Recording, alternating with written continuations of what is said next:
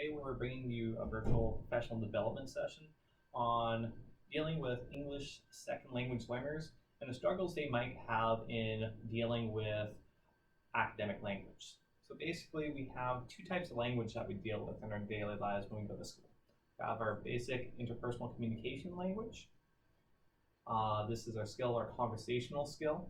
And according to the study done by the Alberta Teachers Association on English second language learners, it takes about 2 years for these learners to reach their native English speaking equivalents in proficiency. Our other language that we use is our cognitive academic language. Now, this one requires a greater cognitive load on our brains, requires deeper thought, and it requires context and background knowledge that often these learners don't have because they don't come from the context of where the words were developed. Now, based on the same research, it takes an equivalent of about 5 to 7 years for these learners to reach their native English speaking equivalent. So there's quite a gap. And here we're going to discuss one method you can use in the sciences to help them with learning the proficiency they need so that they can get the knowledge and skills. First off, we're going to go over some concept mapping, and we're going to go over the struggles of a typical concept map. Now, as we can see, typical concept map, for example, this is on our ecosystems unit out of grade 7. We have one central idea in the center, and we have a bunch of disjoint ideas. It's not clear where the connections are. So we don't see why ecosystems is related to plants or living things and then relates to reproduction. We have disjoint ideas going on at the same time, and it doesn't make sense. So at the end of the day,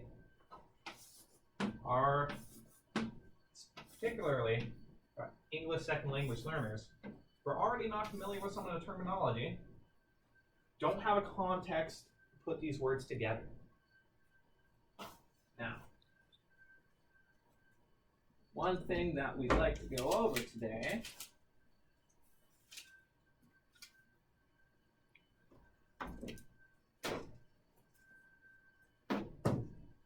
is our new concept map.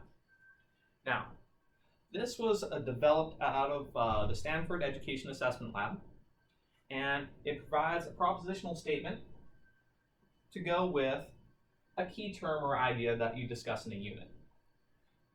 So this gives the context into the ideas that we're looking at so they have a better understanding and they can establish a connection to what they know. This is something that a student would do, but for time's sake, we haven't filled in ourselves. For the idea of ecosystems, one might write something like, going to living consumers consists of living things that break down dead plants and animals, which are decomposers. Go on and look at another example. We can say if in gross ecosystems, living things interact in symbiotic relationships.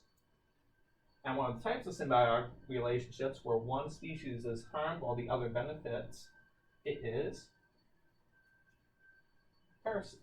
parasitism. Now, an example of that, so they can really get the idea concrete in their mind, we can write an example as a mosquito.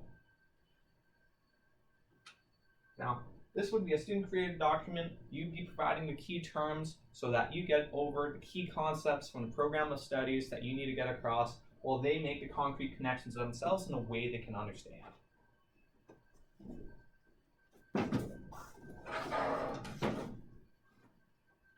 So when you're teaching in your classroom and you're dealing with students that may not be familiar in language, you can see for yourself which one makes more sense. Ones where you can put in your own statements to relate the terms, or the disjoint ideas from a typical concept now. Now to go over another example. Thank you, Jason. So as we saw, concept maps are designed to help students organize and connect ideas in a simplified and concrete way. Alternatively, instead of giving students the main concept and a list of terms, we can just give them the main concept. This allows students to think of their own experiences and come up with terms and ideas that connect to the main concept.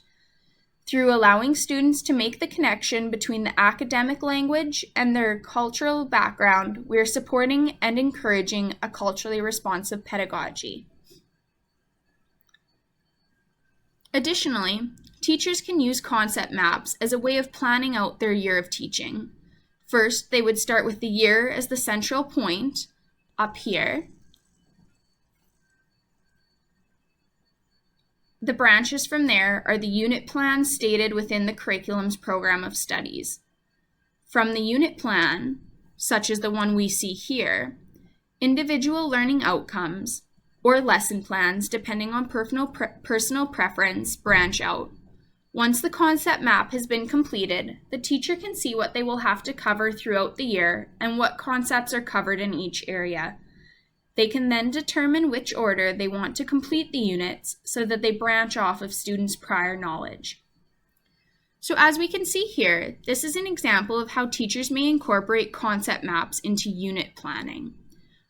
We'll start with the large idea of the unit as ecology and break down into lessons such as communities, organisms, and environment, etc. Finally, the lessons are broken down into the specifics that students need to know within those lessons. For example, we are going to look at environment in green. We need within the lesson, we need to talk about cycles, which includes following the movement of water, carbon and oxygen, and nitrogen. We can also see that there are arrows between environment in green and organization of life in purple. The arrow specifically shows that biomes are a part of the hierarchical division of the organization of life. The arrows showing the connection between different sections help provide teachers with a way of seeing how the different lessons could be connected and builds off of students' prior knowledge, as we stated earlier. Therefore, we have seen that concept maps are useful for students to organize, connect, and expand their knowledge of different terms and ideas. Concept maps also allow the bridging of social and academic language. With that bridge in place, we are supporting our ELL and ESL students as they are able to convey their thoughts in a way they are able to understand. We can work with and encourage them to then try changing the social words they used into ones with an academic base. We as teachers can also use concept maps outside the classroom to organize the program of studies into manageable chunks.